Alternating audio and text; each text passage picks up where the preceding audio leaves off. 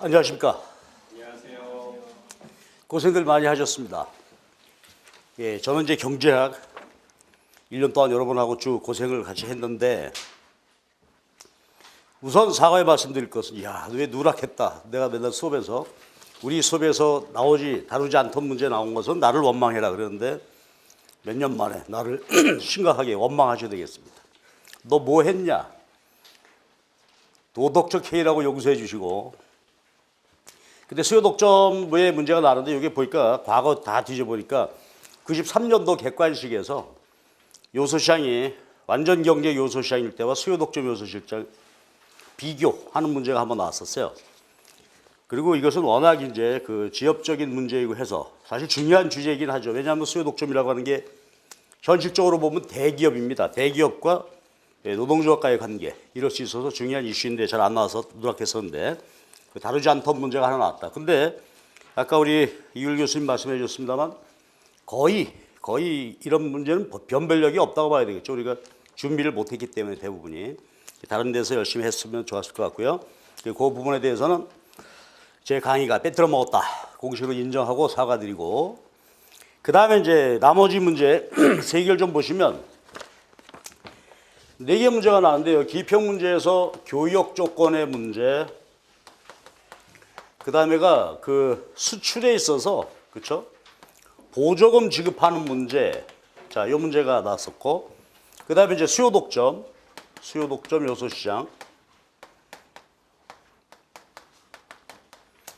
자, 요건 이제 다루지 않던 문제가 나왔고, 자, 그 다음에 이제 마지막 문제가 유동성 함정의 문제. 자, 이렇게 출제가 됐습니다. 그런데 보시면 교육 조건은 아주 평이하게 시험 문제가 낼 수 있었는데, 다만 분모 분자, 그죠? 교육 조건을 문제를 풀 때 해설하고 같이 좀 봐주시죠.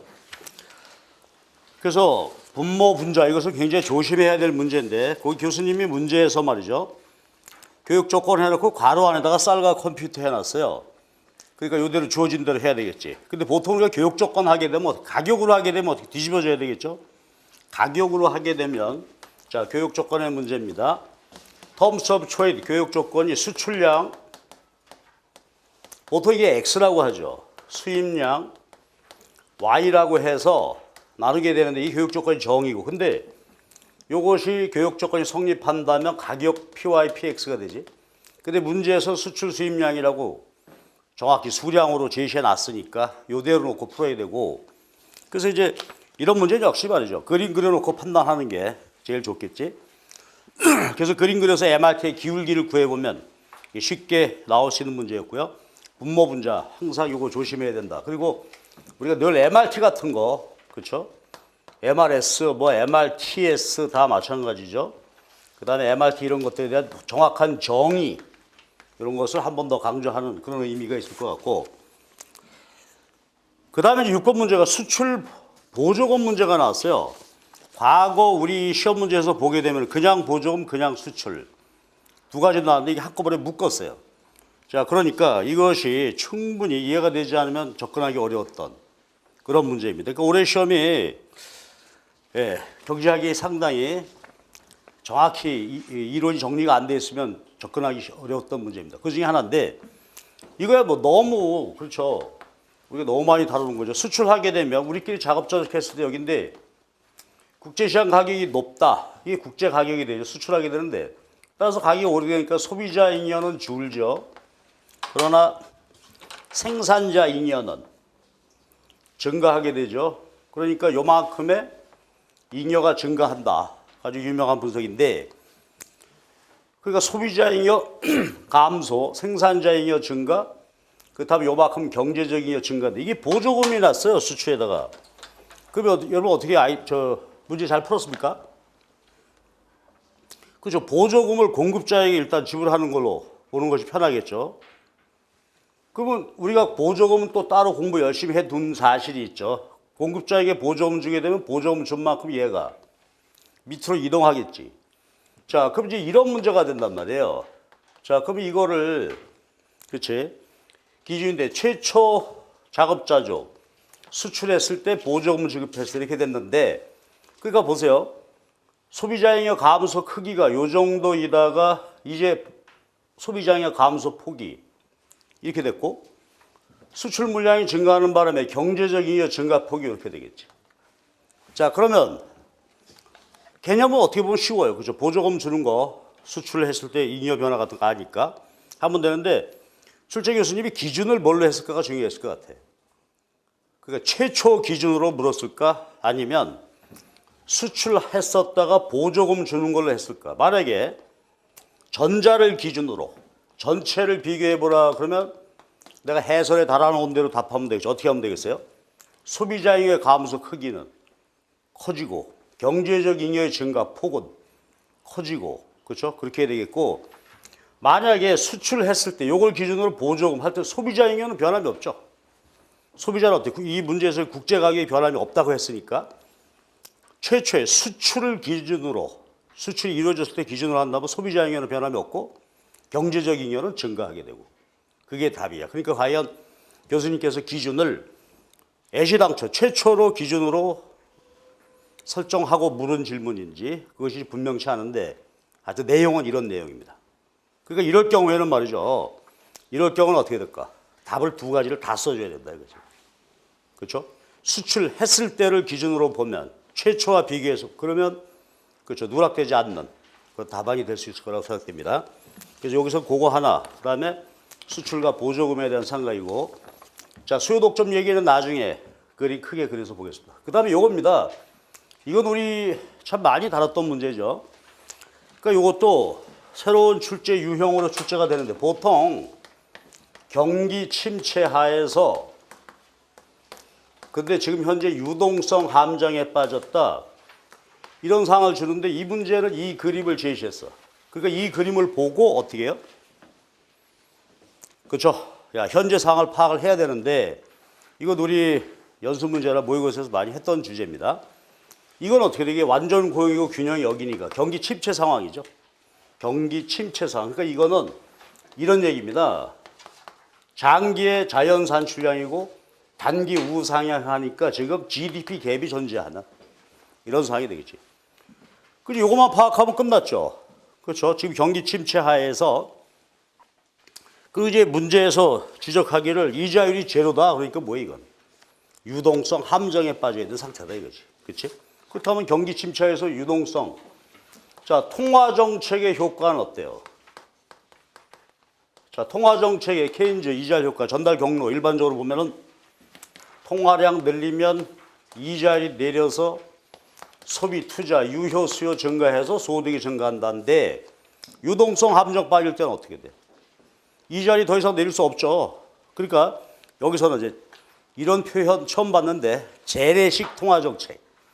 재래식. 그게 뭐예요? 케인즈 이자율 효과에 의한 분석해봐라 이거지. 재래식. 그럼 여기서 지나는 길에 미리 한번 해보면 재래식이라고 표현하신 거하고 이런 표현이 나오게 된 이유가 뭐예요?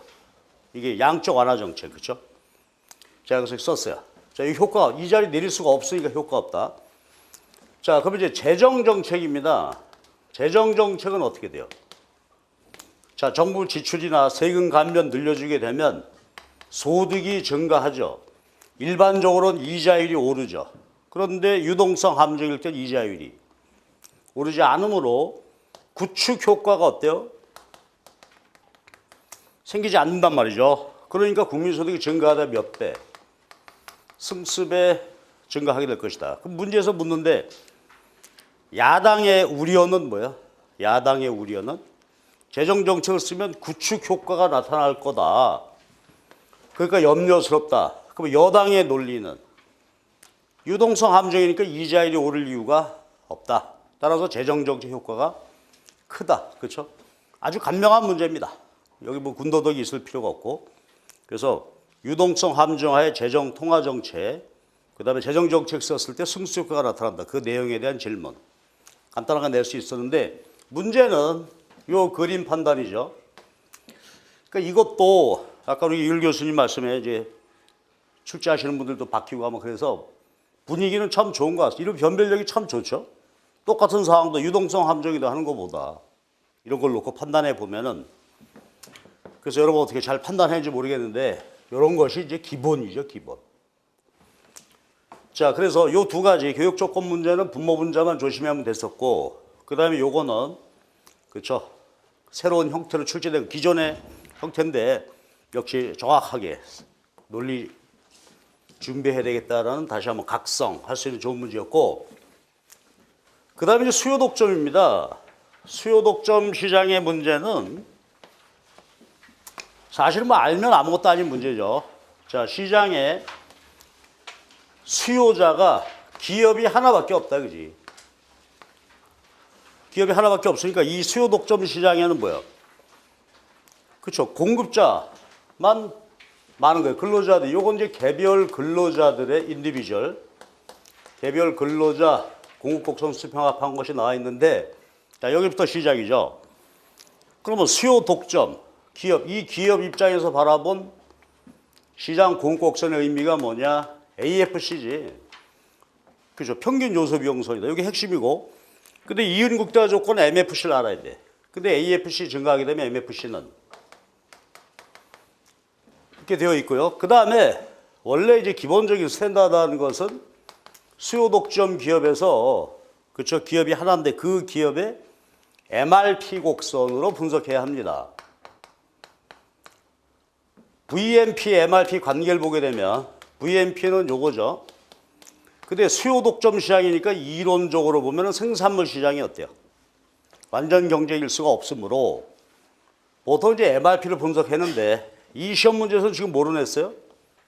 VMP로 놨으니까 그대로 받아들일 수밖에 없죠. 출제자께서는 이거 같다고 보고 VMP라고 냈으니까.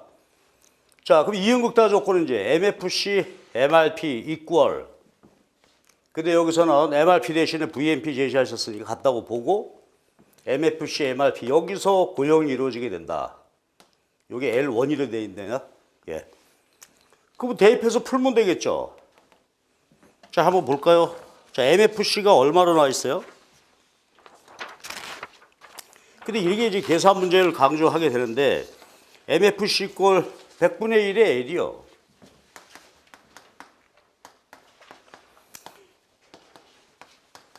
자, 이렇게 제시됐죠. MFC가 바로 임금이 되니까 MFC가 요거고, 그 다음에 VMP는요. VMP가 거기 보면 300 빼기 100분의 1의 L이죠. 300 빼기 100분의 1의 L이란 말이에요. 그러면 요것과 요것을 이꼴로 놓고, 그렇죠? 노동 투입량을 구하면 되는 것이. 그래갖고 노동 투입량이 1,500명이 나옵니다. 그때 가격은 어디서 결정이 돼요?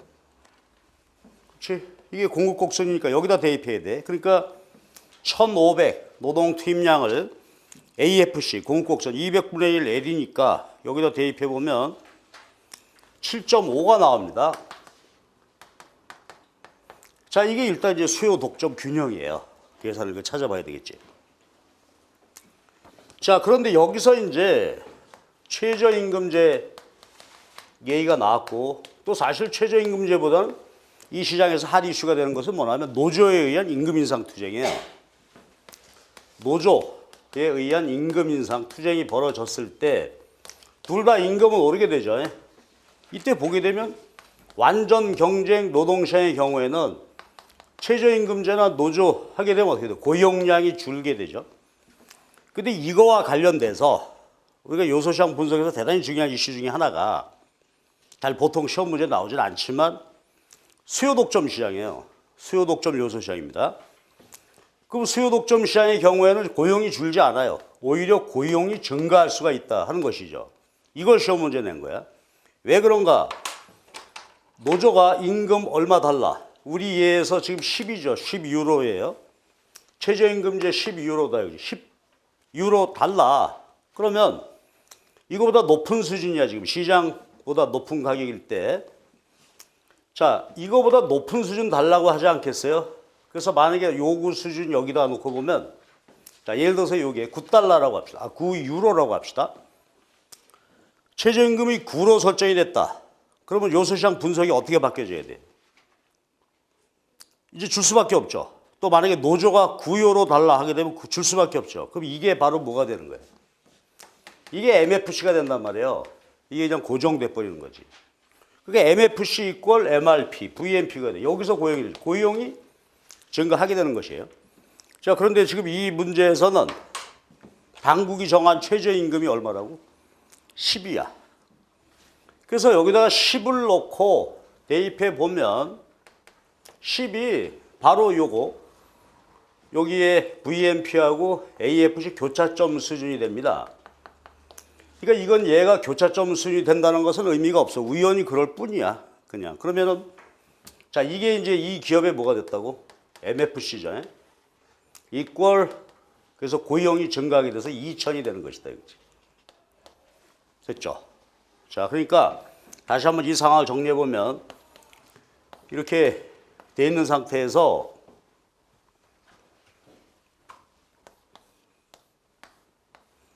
여기서 이렇게 이제 고용이 이루어지게 되는데 이 경우 수요 독점 경우에는 노조가 임금 인상 투쟁 벌이든지 임금 제하게 되면 이게 MFC가 돼서 고용량이 증가하게 된다. 그러니까 증가해가지고 어디죠?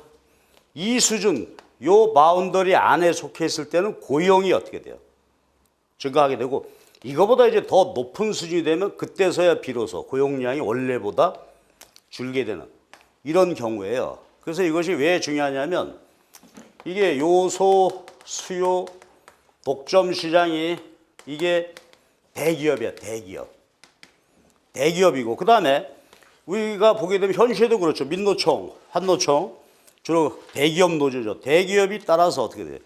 수요 독점 시장에서 임금 인상 투쟁하기가 굉장히 쉬운 거예요. 노동 투입량을 줄이지 않고도 그죠? 기업이 해결할 수 있는 방안이 있기 때문에 그래서 이것이 이제 요소시장과 관련된 내용인데 여기 시험 문제가 났습니다. 그래서 이 문제는 수요 독점 균형, 그 다음에 외생적으로 임금이 결정되게 되니까 여기 MFC가 되고 균형이 결정이 되어진다. 그래서 자, 요거 대입해 보면 이렇게 되겠습니다. 여러분 어때요? 4개 중에서 다 풀었지? 한 문제는 안 풀었지? 3개는 다 푸셨나요? 자, 느낌을 좀 한번 가졌으면 좋겠는데 올해 합격하실 분들은 뭐 이걸 끝내면 되고 앞으로 공부 더 하실 분들 또 우리 시청하시는 분들 동영상 하시는 분들 그렇습니다. 공부를 경제학은 특히 어떻게 했다 이제 작년은 사실 변별력 없을 정도로 너무 쉽게 나왔죠. 이게 정상화된 것 같습니다. 그러니까 경제 이론을 정확하게 그렇죠? 이해해가지고서 지금 보게 되면 2가지 주제를 전부 한 문제에 묶어서 출제를 했어요. 이렇게 교육 조건 말고는. 그렇죠. 한 문제에다 전부 2가지 이슈를 묶어서 했단 말이죠. 그러니까 공부를 정확하게 해야 되겠다. 역시 경제 이론에 대한 그렇죠. 우리가 그 진지한 접근이 필요하다 하는 것을 강하게 느낄 수 있는 시험이었습니다. 고생들 많이 하셨고요. 좋은 결과 있으셨기를 바랍니다. 고생하셨습니다.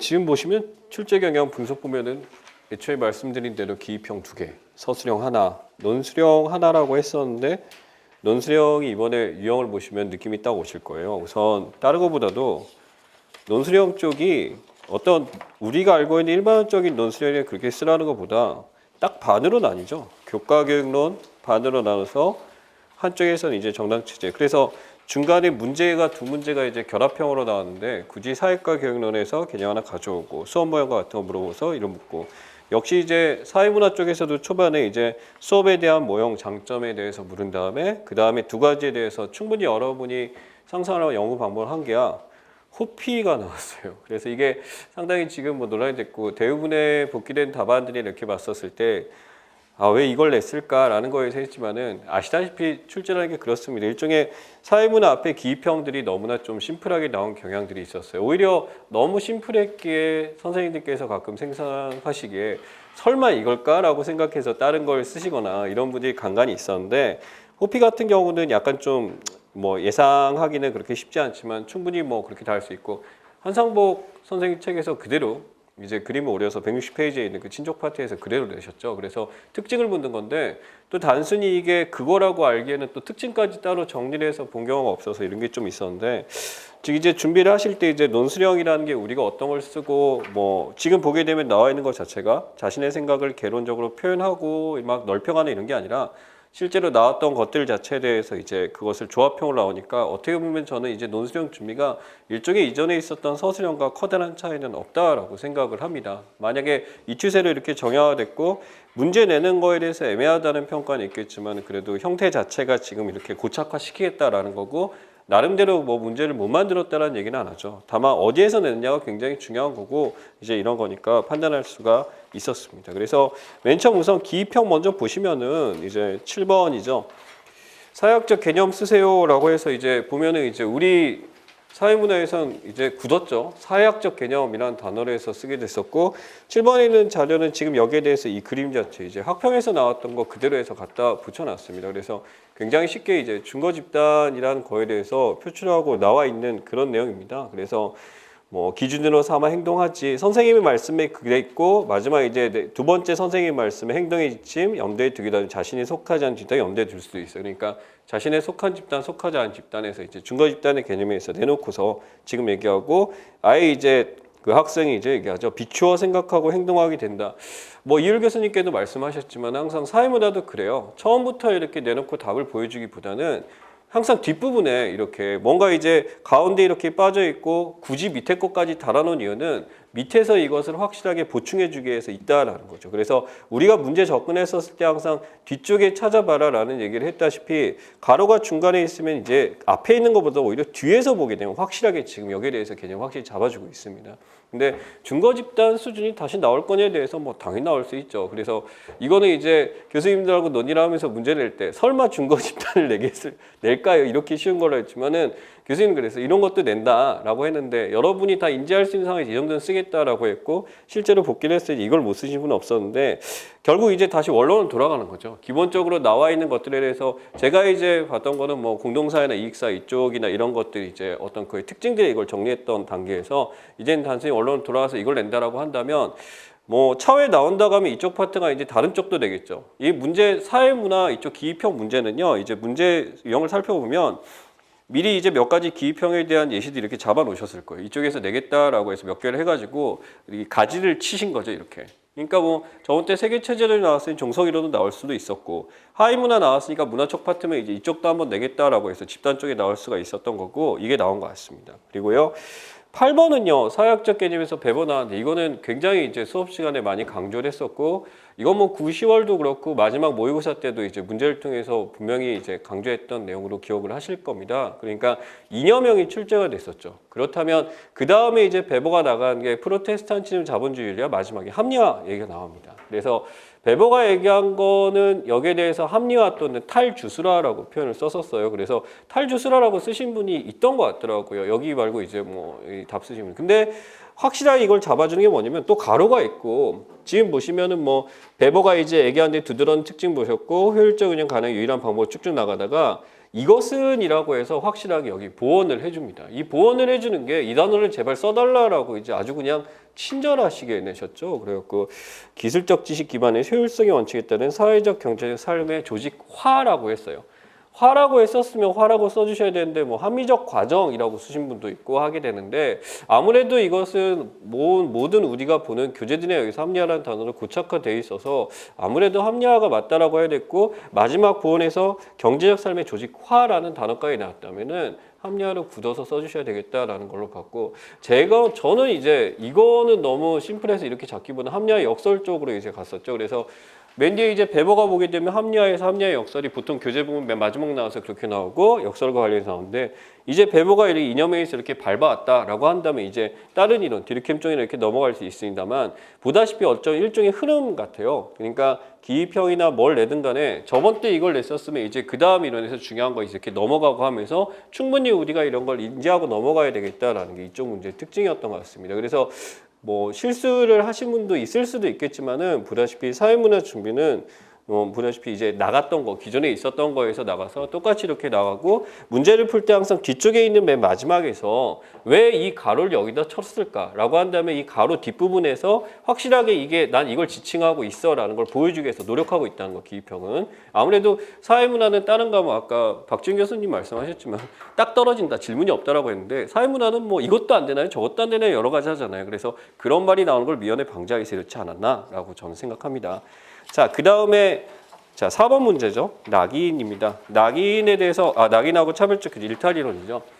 자, 저번 때 아놈이 나왔습니다. 머튼의 아놈이 나왔고 이것도 뭐 제가 뭐 이걸 강조했다라기보다도 아마 여러분들도 충분히 준비를 하시고 하시면서 일탈에서 이제 시험에 나오면은 낙인하고 차별적 교제입니다라고 이제 충분히 말씀드렸어요. 그래서 낙인하고 차별적 교제는 해서 이제 같이 이제 공부했던 거는 단순히 이런 한계점만 쓰는 수준이 아니라 이제 낙인 이론 통해서 우리가 이걸 또 다른 이론과 비교했을 때 어떤 특징이 있는가까지 우리가 연습했던 기억이 있습니다. 그래서 지문에 보게 되면 이제 워낙 그 가하고 나가 이제 예전에 비해서도 참 명백하게 나와 있는 것 같아요. 근데 조금 달라졌던 게 어떤 사례나 이런 걸 들기보다는 어떤 그건 뭐 증거 집단에서 지금 했었고요. 대안은요. 지금 보면은 그냥 교재에 나와 있거나 교과서에 나와 있는 거 오려가지고 이렇게 해서 정확하게 표현하고자 했었던 것 같습니다. 그래서 문제 보시면 이렇죠. 다음 가와 나에 제시하고 있는 일탈이론이 각각 무엇인지 차례대로 써라. 예, 차례대로 썼죠.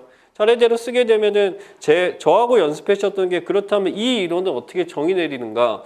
물론 문제는 안 나옵니다. 근데 항상 풀 때 이 정의를 인지하는 것 자체가 뭐냐면 이 정의를 인지하는 순간 이 단어가 여기 나왔을 때 이걸 확실하게 아는 거고 혼동은 안 하셨겠지만 이번에 이제 이게 나왔으니까 이제 뭐 일탈 같은 경우는 이제 이것보다 더 심도 있게 나온다 그러면 조합형으로 나올 가능성이 있겠죠. 근데 이번에는 아예 내놓고 이렇게 달았으니까 다음은 교환이나 이쪽으로 가겠습니다만 가 같은 경우는 지금 보시게 되면은 뭐 아웃사이더 얘기부터 쭉쭉 나오다가 마지막에 즉이란 단어가 나와요. 역시 항상 이렇죠. 항상 어떻게 처음에 이렇게 분위기를 타다가 마지막에 즉 나와서 일탈은 사람이 저진 행위의 속성인 규칙화 처벌의 위반자라는 얘기로 아주 규칙화 처벌이라는 얘기를 명시하고 다뤄줬어요. 그래서 위반자를 적용한 결과다라고 나왔어요. 규칙화 위반에 대해서 적용했다. 누가 사람들이 라고 해서 규정 내렸으니까 여기에 대해서 이제 낙인에 대한 얘기가 있는데 이제 여러분들이 여기서 고민할 게 낙인을 몰라서 고민하시지는 않았을 거예요. 네, 낙인 이론 딱 쓰셨고 한계점을 도대체 뭘 써야 돼? 라는 거죠. 그래서 같이 이제 수업 시간에 훈련했던 게 이런 거죠. 이제 5가지 이렇게 안 했어요. 저는 3가지. 왜? 3가지 이상 안 쓸 테니까.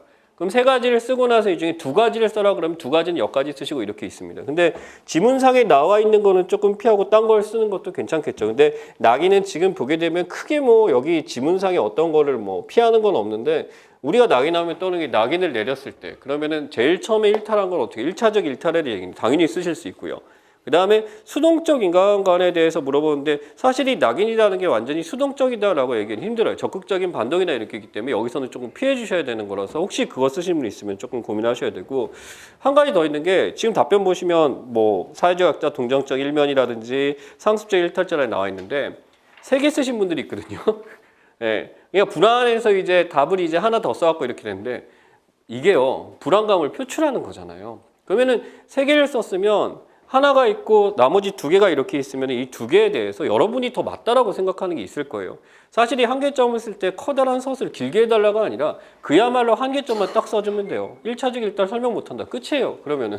근데 이걸 갖고 막 길게 설명을 하시고 애쓰시면 안 된다라는 거죠. 그래서 여러분이 한계점에 대해서 이제 교재나 이런 게 있을 때 무슨 연습을 하시면 좋냐면 이것을 짧은 문장으로 딱 핵심만 정리해서 딱딱 정리해서 보시면은 나중에 이게 어떤 표현하실 때도 편하지 않을까라는 생각이 있습니다. 그래서 여기서 이제 나온 걸로 했을 때 1차적 일탈 쓰고 상습적 일탈자 설명 못한다 같은 거라든지 또 뭐 비행도 없다는 식의 상대주의에 빠질 수 있다. 이거 같은 경우는 조금 다른 한계점이 약하죠. 그래서 밑에 빼놨는데 그렇다고 답변이 안 된다고 할 수는 없으니까 우리 교재에 나와 있는 거에서는 충분히 나와 있는 얘기니까 이렇게 했습니다. 또한 단순히 사회 구조적인 모순에 대해 설명하지 못한다. 이거는 너무 포괄적이죠. 그러니까 요거보다는 이걸 설명하기 위해서 낙인에 초점을 맞추기 때문에라고 제가 써놨습니다. 그러니까 그런 거는 단순히 지금 낙인이론이 가진 특징에서 뭐 사회 구조적인 설명 못한다 이렇게 써버리면 너무 포괄적이기 때문에 마음상 이제 교수님들 채점하실 때 뭐 채점할 때는 보통 뭐 교수님들 아니라 뭐 다른 분들 어서 하는데 조금 이제 이런 데 경우에서 명확하게 좀 안 되는 게 있으니까 이런 건 좀 구체적으로 가셔야 돼서 결국 연습은 뭐냐? 한계점에 대해서 정리를 하실 때 가장 적합한 게 뭔가에 대해서 여러분이 생각하시는 게 중요해요. 자, 그 다음에 나 같은 경우 보면은 차별적 교제이론, 차별적 교제이론 같은 경우 첫 번째 보면 쭉쭉 나가다가 중간에 넷째 줄쯤 보이는데 이런 말 나옵니다. 법 위반에 대해 호의적인 가치와 태도를 습득하게 돼 범죄를 저지르게 된다. 자, 지문이 이게 나왔어요. 그럼 이거 한계점으로 쓰셔도 된다라는 거예요. 지금 이게 우리가 여기서 한계점일 때 법을 잘 준수하는 사람 통해서도 접촉을 통해서도 학습할 수 있다더라라고 하게 되면서 이제 연구 결과 보게 되면 오히려 이런 것이 공적인 기관이나 이런 데서 있었다. 이런 것이 이제 실제로 여기서 의문을 품고 차별적 교전이 됐으니까 지문에 나와 있는 거 한계로 갖다 쓰시고 아니면은 장기장 접촉해도 일탈이 안 되는 경우, 안 배우는 경우도 있다. 이런 것들. 아마 쉽게 접촉하셨을 겁니다. 그렇다면 차별적 교전에서 한계점을 쓰는 것도 이렇게 있는데 지금 한계점을 이렇게 했다라고 한다면 이제 차후 문제 같은 경우는 뭐 일탈에서 이제 다른 일탈들 하게 되면 뭐 갈등 쪽일 텐데 사실은 뭐 다시 돌아갈 것 같아요. 아노미 지금 이제 나왔으니까 아노미가 우리가 출제된 디르켐이나 이쪽에 그 머튼의 아노미 같은 경우는 2년마다 한 번이죠. 2년마다 한 번씩 여러분 보기든 어디든 객관식이 항상 나왔으니까 다시 이걸로 돌아오고 비슷한 내용이 나오지 않을까. 그리고 서술형이 나왔으니까 아마 이쪽 넘어갈 거라는 생각이 있고 일탈 이거는 너무 돌직구였어요. 제가 보기에는. 그래서 쓸 때 여러분들이 못 써서가 아니라 뭘 써야 되지가 고민하는 거고 그럼 뭘 써야 되지의 답변은 뭡니까? 뭘 써야 되는지에서 여러분이 우선순위를 정해놓는 작업을 하시는 게 중요하겠다라는 거예요. 이걸 못 쓴다라는 건 사실은 뭐 시험 준비에 그거는 기본 자세는 아닌 것 같고 그런 생각이 듭니다. 예. 자, 그 다음에 마지막으로 이제 논란이 됐었던 거죠. 도대체 연구 방법이 어디 나오나라고 했었는데 논술형에서 한 줄로 이렇게 딱 해놨었어요. 근데 논술형을 답 쓰실 때 여러분이 신경 써야 될 게 마지막 2번 보시면 학습 모형에 해당하는지 쓰고 장점을 2가지 쓰시오라고 했어요. 장점을 2가지 쓰라 그랬는데 그 다음에 기억의 연구 방법에 가지는 한계를 쓰라라고 했어요. 자, 바로 이게 차이입니다. 2가지를 쓰라 했고 이쪽에서는 특징을 그냥 한계점을 쓰시오라고 또는 특징을 쓰시오라는 말이 있습니다. 그럼 2개를 쓰라는 게 아니죠. 2개를 쓰라는 게 아니면 가장 적합하게 떠오르는 거에 대해서 얘기를 하면 된다라는 겁니다. 근데 지문상에서 어느 연구 방법론이 가진 한계인데 이걸 또 막 복잡하게 생각해서 했는데 잘 보세요. 문제를 잘 보시면 지금 이거 누구를 대상으로 가르치는 거냐라는 거예요. 다양하게 학습할 수 있다, 학습하겠다, 동영상이다, 심층적 이해하자, 개념 지도를 그려보자. 고등학교 대상이죠. 근데 여기서 문화적 유형론이라든지 이런 걸 끌고 와서 이상한 생각을 하셨는데 누차 말씀드렸어요. 질적, 양적은 빠진 적이 없습니다. 단 한 번도요. 근데 여기에 대해서 막 여러 가지 지금 이 문화를 다뤘고 이러니까 여러분이 가져있을 게 확대해서 이렇게 해석하다 보니까 그게 바로 잘못된 공부입니다, 사실은. 지금 이일 교수님 전에 해주시면은 기존에 있었던 거에서 깊게 간다라고 했었는데 우리가 지금 나오지 않은 것들에 대해서 사실 호피는 조금 예외적인 거긴 합니다만 지금 이러한 해석이나 양적에 대해서는 우리가 뭐 실제로 가서도 굉장히 중요하게 다뤄야 되고 우리 사회학의 가장 기본적인 사고방식에서 물을 수밖에 없는 문제였고 여기서 이제 특징을 얻다. 진짜 딱 심플하게 딱 내주셨어요. 예, 논술형답진 않지만 그렇다면 특징을 한계를 써라라고 했었을 때 뭘 써야 되느냐라는 거죠. 기본적으로 해석적 연구가 가지고 있는 기본적 한계에 대해서 여러분이 써시면 되겠죠. 그러니까 연구자에 대해서 이제 주관적 의견 반영된다. 그러다 보니까 뭐가 힘들다. 일반화나 법칙 발견 힘들다. 예, 그렇게 쓰시면 되는 겁니다. 어렵게 생각하실 필요 없고 이거 말고도 뭐 이렇게 얘기할 수 있어요. 지금 호피 사례가 나왔어. 문화인류학 일반적인 해석적 연구에서 이러한 이 사례를 갖고 하는 거는 결국 많은 사례가 아니잖아요. 이 문화인류학 책의 전형적인 뭐 자기들이 인정하고 있는 건데 소수의 사례에 국한하기 때문에 일반화시켰다. 이것도 괜찮죠. 왜냐하면 이거는 지문상에 나와 있는 호피족에 대한 그런 얘기에 대해서 의미에 대한 이해니까 그렇게 쓰셔도 상관없어요. 그래서 그거 2가지를 쓰시거나 아니면 제가 만든 문장처럼 이렇게 하나로 쭉 이어서 이렇게 쓰시거나 이거는 뭐 어렵다라고 생각할 게 아니라 사회문화 그렇죠. 어떻게 표현할 것인가요? 모른다가 아니라 그렇다면 그 문장에 대해서 적합하게 표현하고 이제 뭐 교수님들 계시니까 항상 그렇게 썼을 때 이제 물어보는 거죠. 이 문장 괜찮습니까가 가장 좋은 질문이죠. 그렇게 되면 이게 뭐예요는 정말 잘못됐고 이걸 어떻게 표현해야 될까요? 예. 실제로 이제 그런 뭐 질의를 하시는 분들인데 그게 가장 저는 사회문화에 좋은 공부 같습니다.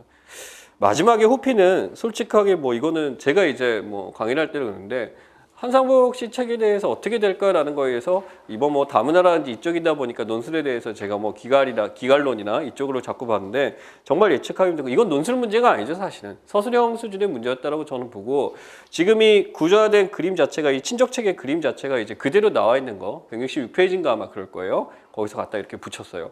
그래서 이게 과거에 어떻게 나왔었나에 대해서 막 찾고 했는데 2009년에 이제 학평에 나왔던 거에 호피족 얘기가 나오는데 거기는 이제 기후제에 대한 얘기가 나옵니다. 그러니까 실제 이 모계족에 대해서 이제 나와 있는 모계족에 대해서 나와 있는 그런 문제는 딱히 없었고 이런 게 나오면은 상당히 뭐라 그럴까 이제 공부하기 힘들어지는데 결국 우리가 봐야 될 거는 교과서 내라는 거죠. 엄밀하게 얘기해서 교과서 내에 있었던 거고 다만 이게 목의 친족 사유다라고 맞춰주면은 될 것 같은데 한술 더 떠서 이 특징을 물었어요. 그 특징을 물었다라는 거는 이 친족 사회가 가지고 있는 특징에 대해서 했을 때 친족 사회가 갖고 있는 여러분이 답 쓰신 거나 뭐 올라온 거 보게 되면은 이거의 특징이 뭔데라고 했을 때 이게 가지고 있는 문제점 이런 일이 일어날 거야. 그래서 대부분 다 소설을 썼다라고 말씀하시죠. 근데 이게 교과서에서 그렇게 도출됐으면 교과서에 나와 있는 걸 도출할 수밖에 없다라는 거죠. 조금 첨언을 하자면 후피족이라는 사례가 이제 모계족의 좋은 사례로 쓰였을 때 뭐가 있냐면 여기는 전형적으로 이 남자들이 이제 13살이 되게 되면 키바라는 어떤 그 단체 어떤 숙소를 만들어요. 그래서 남자들이 여기서 합숙을 하고 여자들은 집에서 그냥 생활해요. 왜? 여기서 모계족이니까 여자가 이거니까. 그러면은 그 숙소에서 이제 15살 정도 돼서 초경을 거치게 되면 남자들을 선택해서 아무나 하고 잡니다. 자기 마음에. 자다가 임신을 하게 되면 그 중에 자기가 마음에 있는 남자를 데리고 와요. 데리고 오게 되면은 감사하다고 여자 집에서 이렇게 그 혼수를 갖다 주고 이렇게 됩니다. 즉 우리가 알고 있는 것과 조금 다른 그런 재미있는 사례였고 지금은 굉장히 안 남았어요. 그러니까 뭐 그래도 한 그쪽에서 한 4만 명 정도 있다가 지금은 뭐 몇 명 남지 않은 그런 민족인데 그 당시 공부에 대해서 그래서 여자 쪽에 이렇게 되면 여자가 이제 남자를 데려가서 이렇게 생활하는 것 같아요. 전형적인 모계친족사의 특징이 나타나고 이러한 모계친족사의 특징이 뭐냐면 얘네들은 그냥 데리고 온 사람이에요. 그러니까 외간 사람이 되는 거죠. 그러다 보니 자기가 속해 있는 집에서는 발언권도 없고 힘도 없어요. 그래서 답변에 쓰신 거 보면 이렇죠. 남편, 아버지의 지위가 굉장히 모호하다. 즉 그 집에서 그냥 데리고 온 사람처럼 일을 하고 이렇게 소극적인 사람인데 웃기게도 이 한상복책에 나옵니다. 이사의 남성들은 그의 누이들이 살고 있는 목의 친족 집단에서 외삼촌으로서의 거리를 가진다. 쉽게 얘기해서 어머니에 속해 있는 이쪽이기 때문에 이쪽에 가서 자신의 발언권을 잡고 가지고 이렇게 해라 저렇게 해라라고 말하지만 실제 자기가 남편으로서 아버지로서 있는 발언권이 없다라는 거예요. 그게 한상복책에 나와 있는 바로 이 목의 친족 사회, 호피족 사회의 특징입니다. 자, 우리가 알고 있는 목의 친족 사회가 여기 사모아 얘기도 항상 나오고 이렇게 있는데 그 중에서 호피족의 특징을 물어봤어요. 이런 거는 정말 뭐라 그럴까 참 난감해요. 제가 보기에는 굉장히 이건 죄송하게 생각하지 이런 거라도 제가 좀 보여드리고 했었어야 되는데 그래서 여기서는 이제 외삼촌의 거리를 가진다가 지금 이 지문상에서 우리가 발견해낼 수 있을까? 없죠. 없죠. 예, 없어요. 이거 가지고는. 그러니까 결국 그 책에서 가져와서 이 특징을 잡아내는 게 그리고 그래서 이제 거기 인류학자들이 거기에 대한 해석으로는 이렇게 나와 있습니다. 그래서 이 호피족 사회의 남성들은 경계선상에 있다라고 이제 표현을 써요. 그래서 남편으로서 아버지로서도 그렇다고 목의 친족 사회에서 사실 발언권이 있다라고 그렇게 해석하지만 실제로 가서 보게 되면 의외로 이 남성의 역할이 굉장히 약하다 이런 사례들인데 그거는 사례에 대한 연구일 뿐이고 한상복책이 규정한 건 외삼촌에서 건의에 대한 얘기를 꺼냈다. 라는 겁니다. 결국 그렇다면 제가 이제 드려야 될 건 이제 차후 준비에 대해서 말씀드리는데 뭐 사회문화는 지금 보면 어떻게 보면 기본으로 돌아가라죠. 어떻게 보면 기본으로 돌아가고 원래 있던 것에서 준비를 하되 이것을 확실하게 어떻게 표현할 수 있는가에 대해서 관심을 가지셔야 되고 한상복책에서 지금 이걸 꺼냈어요. 그러면은 이 친족을 봤었으면 이제 다른 것들에 대해서 한상복책에서 들어가서 뭐 가족 친족이 나왔으니까 다른 것들 어떤 문화인류학적인 그런 파트에서도 이제 조금씩 다뤄보고 어떤 사례들에 대해서 안 볼 수가 없는 게 된 거죠. 사실 예전에 그 채입자 가설 문제 나왔어요. 조금 그랬었고 유령침도 있고 은근 이렇게 한 번씩 튀어나와서 사람들을 곤혹스럽게 하는데 다음번에 이게 또 나올 것이냐에 대해서 개인적으로는 아닐 거라고 생각하지만 모르죠. 우리가 준비해야 되는 입장에서 그래서 항상 이렇게 사례들에 대해서 살펴보는 거에 대해서 여기서는 무슨 특징이 있냐라는 걸로 냈어요.